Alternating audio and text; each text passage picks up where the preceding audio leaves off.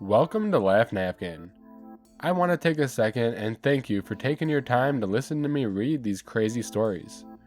We just hit 1,000 subscribers, and I owe it all to you guys for supporting my YouTube dream. Thank you so much. So without further ado, today I have 3 stories for episode 21 of r/EntitledParents. So hit that thumbs up, smash that subscribe button, and let's get into it. Entitled parents demand me to remove my piercings and tattoos. Some background. As the title suggests, I have various piercings and tattoos, but not an absurd amount. None of my tattoos are offensive, except the Baphomet one I have on my rear left calf, but the details are hard to make out if you're not looking at it closely. And I didn't get it just to be edgy. They all have a certain significance within my life.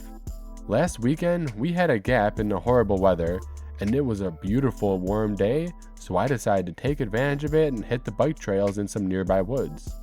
I was in shorts and a t-shirt, so my arm and leg tats were visible, but not my chest ones or my pierced nipples. After a while, I got pretty hot and sweaty, and took off my shirt. The ride was beautiful, and I had a great time. Cut to me resting near my car before I was going to pack up and leave. I was still shirtless, as I didn't want to put my shirt back onto my sweaty torso. EMED, entitled mom, entitled dad. Me. Entitled mom and entitled dad are nearby, and their kids running around enjoying themselves, not paying any attention to me. I noticed entitled mom and entitled dad give me a strange look and whispering to themselves, but I ignore it, given I don't really care that much about the judgment of my bodily mods by absolute strangers. After a while, they get up and approach me. I can already sense I'm about to get involved in a discussion I have no interest in entertaining. Entitled mom, it is really inappropriate for you to be going around like that in a family-friendly area. Me, what, shirtless? I'm pretty sure your son can handle that at his age. Entitled mom, no, with all those tattoos and piercings, it's offensive and bad influence for children like my son. Keep in mind, I literally only have my septum and nipples pierced. 10 tattoos total, and this kid hasn't paid me the slightest bit of attention this entire time. Me, not much I can do about that. Sorry it bothers you. At this point, I turn away to take a drink of water and start packing up my bike because this conversation is already ridiculous and not worth my time. As I'm walking to my car, I hear entitled dad chime in. Entitled dad, hey young man, my wife was talking to you. You really ought to remove those when you go around other people in public. Me, remove my piercings and my tattoos? I'm not going to take out my piercings just because you don't like them. And I'm not sure if you're aware, but I can't remove my tattoos. Entitled mom, well, maybe you should have thought about that first. You kids these days have no respect for traditional values. Entitled dad, you know those things make you look like a criminal, right? You'll never get anywhere in life looking like that. Me, well, actually, I work in a cancer research and drug design lab, and I'm about to finish undergraduate studies. Entitled mom and entitled dad look a little surprised. I'm almost positive they thought I was bullshitting. Me, and by the way, I did think carefully about that before getting each and every one of them, and decided I would be happy to have these for the rest of my life. I really don't care what you two think. Your child hasn't even paid any attention to me this whole time. Entitled dad, well, you should care. You have no respect for your elders either. I'm sure your parents are disappointed in you. Now, I was pissed. I shrugged off all the other comments, but the last one rubbed me in all the wrong ways. My parents are wonderful and generally supportive. Although not fans of my body mods, they respect my independence and autonomy. Me, good thing I learned to not give a shit what some decrepit old farts have to say about me. I hope one day your kid grows up to disappoint you as much as I supposedly do mine. Get bent. I start putting my bike in my car and turn to them one last time. Me, also, maybe you guys should worry less about how someone else looks and pay a bit more attention to your kid, who's about to climb into the ravine. Point to the kid on the other end of the field entering the woods. Then I silently got into my car and drove off while watching them go chase after their kid. It was stupid of me to even engage with them that long, but they essentially followed me to my car to continue harassing me. I don't usually have that many run-ins with nosy people offended, but this one really takes the cake. And I am rarely so rude to people, but they pushed my buttons and kinda killed the post-exercise high I had going after the bike ride. I'm her mom. I can buy her cigarettes. This happened about 3 years ago, but it's stuck in my mind. Okay, onward to the story. Back in 2016, I started a new job at a truck stop. This was my first job working in a gas patrol station. It was also my first job selling alcohol or tobacco. So I had to take the class to get my bar card. Permit needed to sell alcohol and tobacco, in case you didn't know. It was a 4-hour course and was mostly common sense. Always check IDs, never sell to someone buying alcohol or cigarettes for anyone underage, yada yada yada. You know, common sense, right? Well, at this truck stop, there were these big double-decker buses that would come through every shift. Well, one day, about 2 weeks after I started, I was finally on my own, with my manager close if I needed him, when the double-decker bus pulls in, and I swear, 100 people poured into the store. Now, normally I would say this is a pretty decent-sized truck stop. There was a large store to purchase products and gas petrol. There was also a restaurant and casino, plus parking for 200 plus 18-wheelers. But it looked so small to this crowd. The manager jumps on his own register till to help me, and the other cashier thins out this large group of people. They only have 30 minutes to get what they need and be back in the bus. Well, I'm doing very well, and I'm so proud of myself for not having a screw up yet. Then, this lady walks up to my register with her 2 kids. One's around 12, and the other could have been 18. Find out she's 17. You have to be 18 to buy cigarettes and 21 for alcohol. Well, I hear the daughter telling her mom what type of cigarette she wanted. Well, here's how that goes. Not word for word, but this is pretty close to how it went. Cast. M. Manager. He was awesome. AM. Angry mom. Me. The poor soul they encountered. Me. Hi. What can I get for you today? Angry mom. Puts a few snacks on the counter.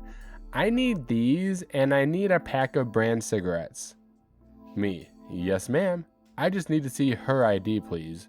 Pointing to her daughter. Angry mom. Why do you need to see her ID? Me. Ma'am, I heard her tell you what type of cigarettes to get, so I have to see her ID. I can see my manager watching me. Angry mom. 0 to 100. Excuse me? Who's buying them? Not her. Now give me my cigarettes. Me, trying to handle this on my own. Ma'am, since I heard her tell you what type of cigarette she wanted, by law, I have to ID her. Angry mom, did you hear what I said? I'm her mom.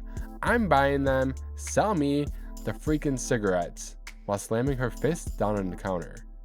My manager walks up and steps in front of me. Manager, excuse me, ma'am, what's the problem? Angry mom, my problem is I'm trying to buy cigarettes, but she won't sell them to me. Manager, ma'am, I also heard your daughter tell you what cigarettes to get, and we have to ID her. We could be fined and lose our license, plus get a fine and possibly jail. Angry mom, this is BS. I'm her mom. If I want to buy my 17-year-old cigarettes, that's my choice. Manager, while that may be your opinion, ma'am, that's not the law, and we follow the law. You're welcome to purchase your other items, but since you just said she's 17, it's a no on the cigarette sale. With that, angry mom, cursing us all out, leaves her items and walks out. The driver then walks up shaking his head and says, this is the second store they have done this in. You'd think they would have learned the first time. Then he asked us to announce his last call, saying he was leaving, everyone better be back on the bus. People were still waiting in line because of the commotion the angry mother did. So half of the riders weren't able to purchase their items. Them drivers don't wait. I have seen a few running after these buses and they don't stop, so there were some very angry people. I bet her ride home was amazing. My manager asked if I was alright, and I said I did a great job for handling my first rowdy customer. I never swayed from being polite and courteous, even when she was cursing and yelling at me. I know this wasn't as crazy as some of the other stories on here, but you'd think a mom would know. Don't purchase alcohol or tobacco from minors. It's illegal and unhealthy. Woman barges into my apartment and calls me a liar. She had the wrong house. Boy, do I have a good one for you guys tonight. This just happened about an hour or two ago. Let's meet the cast. Me. You know who I am. Me. REW. Rude entitled woman. QK quiet kid. He didn't say anything, so he's not part of this story, but he was there. So I was at home doing laundry and washing some dishes when I hear the bell go off, and I proceed to dry my hands to go down and answer the door. I live on the top floor and actually have to walk down 2 sets of stairs, one in my place and one in the main lobby where there is another neighbor living right next door to me. Anyways, let's continue. As I'm drying my hands, the bell happens to go off 2 more times. I basically had to rush down while trying to put on some sweatpants. I had pajama shorts on, but I don't like answering the door in my shorts. So yeah, I finally get down to the door. And as I'm opening it, there's this woman with the most angry scowl on her face and her son behind her, looked about 15. And she pushes the door a little too hard, which then slams into my foot, and I let out a natural ouch. You know what? Here's how the conversation went. Right after the door slams into my foot and I yell ouch, entitled woman, "Oh, stop being a child. I didn't even touch you." But you pushed the door right into my foot as I was still opening it. Have some patience. Entitled woman sighs and scowls. Anyway, where the hell is Vanessa? Vanessa? There's no Vanessa that lives. She cuts me off. Don't lie. I know Vanessa lives here. Now please, go and get her for me. Are you sure you have the right address? There's only me and my boyfriend in one flat, and the neighbor, let's call her Maggie, in the next one. Try up the street a bit. Look, I don't care who the hell lives here, but just get Vanessa now or I'll have you thrown out of this building. I know the landlady. She tries to push me out of the way and make her way inside the building. Keep in mind, I'm 5'2", so I'm a very small woman and have no upper body strength or overall strength. She was pretty strong, so it was a bit of a challenge to keep her from barging in. She then succeeds and gets inside while dragging her son behind her and walks upstairs and basically just barges into my apartment. My boyfriend saw the whole commotion and was confused. So I was explaining it to him while this lady was still looking around for this so-called Vanessa who supposedly lived here. And we finally managed to talk her down after we threatened to call the police. My boyfriend had the police on speed dial, ready to go. She suddenly had this look of fear on her face as soon as the police were mentioned. We asked her what address she was looking for, and it didn't match the address on my door. We basically had to let her see one of our letters that had the address on it, as she was demanding to see it or she wasn't going to leave. So I basically got annoyed at this point and fetched a letter to show her. She sees me coming back with a letter in hand and tried to grab it from me, but I pulled my hand back and said, "No, this is how this is going to go. I'll show you the letter and prove to you that you have the wrong address, and then you'll be on your way, lady." She literally gives me a highly offended look as if I just killed her freaking cat. But she had it coming, so anyway, I showed her and she went red in the face, started stuttering and trying to apologize, but I didn't care at that point, so I told her to shove her apology. And also told her that the numbers of the address were on the front door downstairs, which she must have missed. She just wanted to leave, so I let her out, but I followed her downstairs to show her the numbers on the door. I said, "You see, maybe you need to go back to school and learn to read next time." Then I told her a few choice words, which I'm going to keep discreet, and I told her that if she ever pulled a stunt like that again, I will notify police. She then scattered off into the distance. Well, that about wraps it up. If you enjoyed this video, give it a thumbs up. And if you haven't subscribed already, hit that subscribe button and bell. By the way, I just started a Discord server for anyone looking to be part of the LaughNapkin community. Link in the description below. See you next time!